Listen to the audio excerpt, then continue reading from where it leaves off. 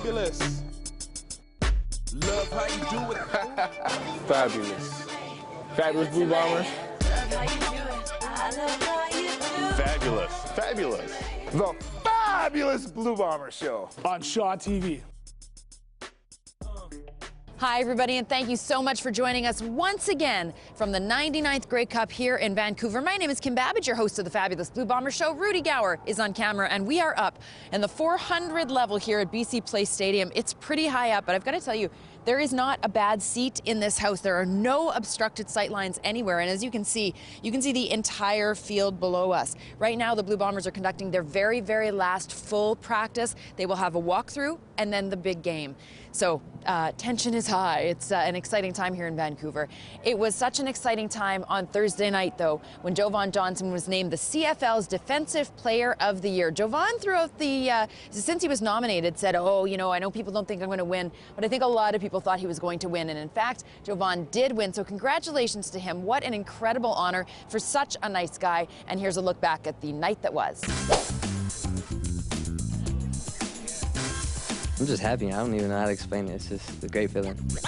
Nice to win something like this, and it's definitely a building block for me, and now I have a standard where I'm going to try to hold myself up to every year. It's special, you know, when you get put into the same category as past winners as like Milt Stegall and Pinball Clemens. Basically, you know, in June I didn't know if I had a job or not, so I was just hoping to get an opportunity, and I got it, and I seized it, and I just feel blessed, and I think things happen for a reason. I just think that right now, I think the kickers as a whole, percentage-wise, are getting a lot more consistent and a lot better. And we're just getting recognized for that. I think if you look over, you know, from the 60s, 70s, 80s, you know, and all the way up, we've just been progressively getting better. It's just an exciting honor for me, and you know, hopefully it's not the last award I ever hold up. It's definitely special. It's one of the greatest moments of my career, and I could be talked about now forever. To have my teammates in attendance is big, and you know, what greater stage for us to go out and perform on than in the 2011 Grey Cup. And I think that we want to go out there and do it for Coach Harris. And each member on our team expects to go out there and give it their all and play the best game that we can possibly play. I always think of Coach Harris. Reason being is he's the reason why I stayed in Winnipeg when my contract was up in '09. He was the main reason why I decided to stay. He definitely gave me one of those big Coach Harris hugs and then told me congratulations, well deserved. One trophy down, and I look forward to going out on Sunday and doing what I can for my team to hopefully host the Grey Cup. So how are you feeling now that it's all been said and done and you are the CFL's Defensive Player of the Year? How are you feeling today? I'm blessed. I'm humbled. I'm definitely honored to be the first defensive back to accept the award on behalf of, you know, my team and all the great defensive backs before me. Has it sunk in, though, because you've now had the night to rest and relax and go out and celebrate, etc.? What did you do? I just kind of hung out with the family, went out to eat, and just kind of chilled out, you know, because I know that, you know, what's at stake on Sunday is bigger than any award. So how did it feel up there on stage? Were you nervous? Did you have that speech prepared? Because you had a nice speech that you made. Were you prepared for it, or did that just come off the top of your head? It was off the top of my head. I'm used to going in front of people and speaking, so I mean it was kind of normal for me. But you know, at the same time, you know, I was anxious when they announced that it was the Defensive Player Award was up next, and I was like, oh man, here we go. But it was definitely, you know, satisfying. And when they said your name, tell me what that felt like just in that moment. Jovan Johnson, were you like, what? I was kind of in shock for a second, just simply because, you know, I've always gotten the short end of the stick, and I mean it's truly amazing to finally get something that I feel was rightfully deserved. Well, the CFL's most awesome Defensive Player of the Year and the Fabulous Blue Bomber Show Workhorse of the Year, Jovan Johnson. Thank you. Thank you. What's up, Winnipeg fans? This is Greg Carr, and I would like to thank you for all your support and hard work you showed throughout the season to help us get to this Grey Cup. Now we're going to bring it home for you. Swaggerville, yeah. So, Enoch Mwamba, yesterday we went to the BC Lions luncheon and we chatted with your brother. And he told us a couple things about you. Enoch Mwamba really snores really loud. And don't wait on him because he's always late and he takes his time on anything. What do you have to say to that? I have to say that that's blasphemy. Really? Yes. Yes. Blasphemy. And he's my older brother, so I learned from him a lot of everything I do. Oh, yes, see, there you go. So. Well, we asked him if he wins the Grey Cup, would he celebrate with you? And he sort of implied that he'd kind of just rub it in your face. He'd give you like 24-hour grace period, and then it would be all bets are off. He'd rub it in your face. He wouldn't celebrate with you. He would just like say, hey, dude, I won, you didn't. Yeah, I mean, I see that happening, but I hope that's not going to be the case.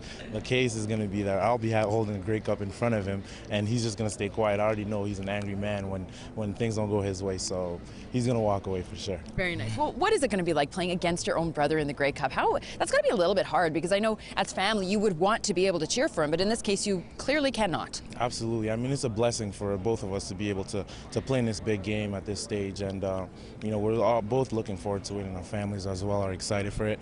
And you know what, I'm just looking for Sunday, and you know, hopefully I'll get to hit him a few times. Well, who are your family members cheering for? They're trying to be as neutral as possible. My parents. No favorite child in the family? Nah, they really try to be as neutral as possible, and you know, support both of us as much as possible.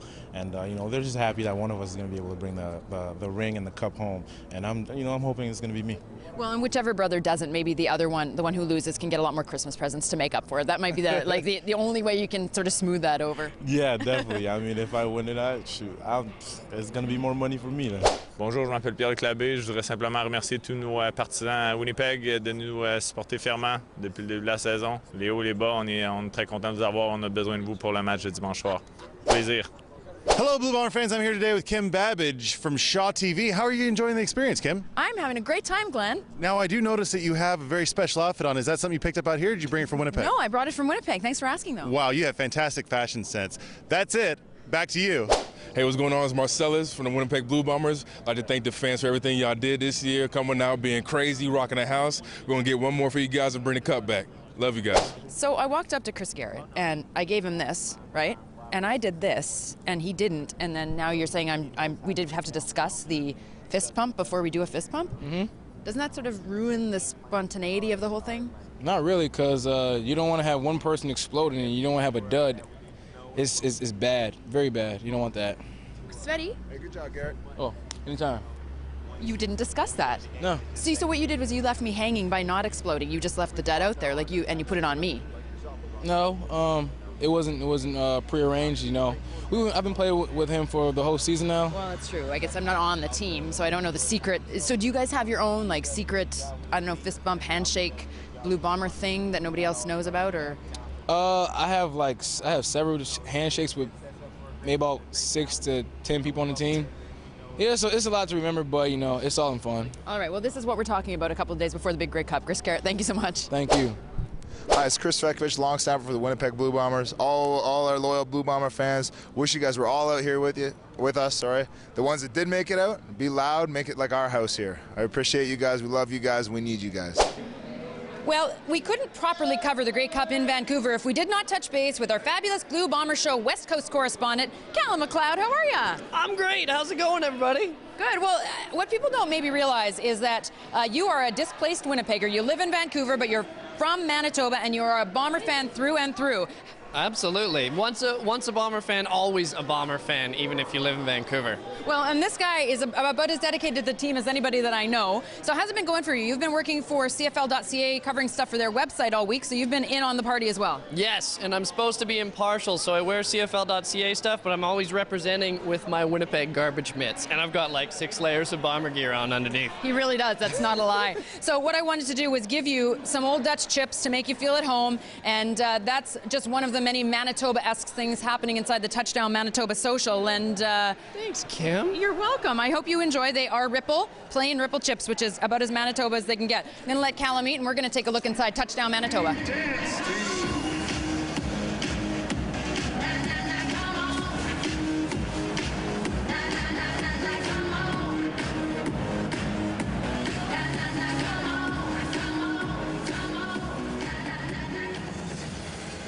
How we doing, ladies? Pretty good, how are you? I am well, thank you. I really like your shiny hats. Thank you, we like your sparkly top. Oh, I do have a very sparkly top. It goes very nicely with your hats, don't you think? I think it's great. We're a team.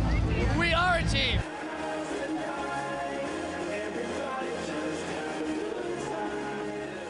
I'm a Bombers season ticket holder, and I will be cheering for the Bombers, but you got to stay true to your team, especially in times of need. Well, you're in a lot of need right now. Has anybody threatened to beat you up or hurt you here? The crowd is very friendly. Everyone gets along. But if I rewind the clock to last year, I think the Bombers were in a bit of need. So maybe the fortunes will change just as the Bombers. What, Brent? Last year doesn't count. Last year's over. We live in the now.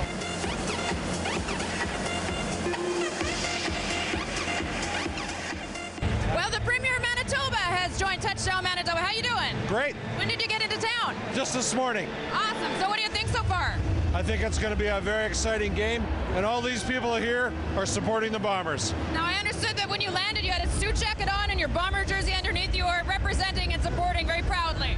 You know what? I wore the jersey all day. It's great. We're very proud of the Bombers. We always have been, and we're going to have a great game. Go Bombers! Woo!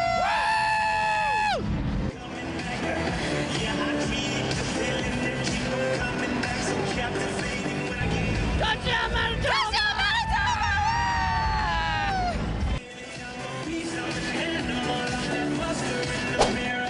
On the field where the Blue Bombers are currently practicing, this is the stage that they will move out into the middle of the field so Nickelback can perform at halftime during the Grey Cup. I have to tell you that since I've been out in Vancouver here with cameraman Rudy, the most comments we've gotten from back home on Twitter and on Facebook have been about Chad Kroeger and Nickelback, and the request has been, if you see him, can you punch him in the face? Well, we cannot be responsible for ruining halftime show or getting thrown in jail for assault. However, if we see Chad Kroeger and Nickelback, we will be sure to give them a very dirty look. And maybe after the Grey Cup, Odell Willis can take a run at them. I don't know. Anyway, this is the stage. The halftime show will take place. Well, that just about does it for the Fabulous Blue Bomber Show. We're going to close things out with the voice of the Blue Bombers, Bob Irving. So if people are going to tune you in on OB this weekend to listen to the broadcast, Right. first of all, give us the lay of the land, because you were just telling us off camera. It's kind of a strange little setup. We're going to do first of all, we're going to do a 3-hour pregame show with Jeff Courier, Mitch Zelnowski for an hour, and then we have a Chorus National broadcast, which is a 2-hour pregame show. And then I'm going to do the play-by-play of the first half, and the BC broadcaster, Rick Ball, will do the second half. This is the way we've done it the last few years. The two competing teams, the play-by-play guys, each do a half. But if the Bombers happen to be ahead late in the game, they're going to bring me in to do the last 2 or 3 minutes to sort of bring it home, which will be kind of fun. Yeah, so absolutely. I kind of hope that happens. Well, and that was what we wanted to ask you. This will be our last show before the big game. What can we expect on Sunday? Do you think the Bombers are going to keep up and be in it and possibly be ahead with the final few minutes of the game? Here's what I've been telling people, and out here in Vancouver, I'm tired of everybody saying the Bombers have no chance. I Absolutely, get tired yes. of that. Like, I'm from Winnipeg, okay? Of course they have a chance, and they have a chance because of their defense, Kim. When you can play defense like the Bombers can, you always have a chance. I think they're going to give Lule some looks and some problems that he hasn't seen before.